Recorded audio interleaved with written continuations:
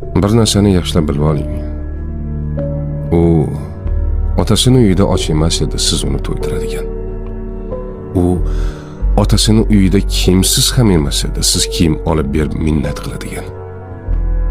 U otasini uyida malikalardek edi. U otasini uyida siz aytgandek kasalmand ham emas edi. Siz boshing kasaldan chiqmaydi deb nomlaydigan.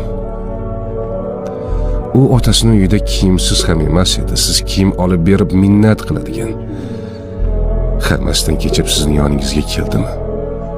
Ayolingizni qadrlang. Ayol Allohning omonati. Uni xo'rlash omonatga xiyonatdir. Omonat qilib bergan zot bir kun omonatning ustida albatta